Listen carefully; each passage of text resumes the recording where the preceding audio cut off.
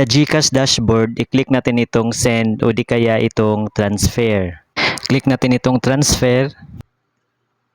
Dito sa pinakababa, i-click natin itong view all. Scroll down po natin. Hanapin po natin yung DCPay or coins.ph. Click po natin yan. Dito natin ilagay yung amount kung magkano po ang ating i-cash in sa coins.ph. And then account name, yung pangalan na inirehistro natin sa coins.ph. And then ang ating mobile number na inirehistro sa ating coins.ph. And then ang ating email address, optional lang po yan. Pwede nating lagyan, pwedeng hindi. And then, click natin itong send now. I-double check muna natin yung mga information nating inilagay. Baka may mali.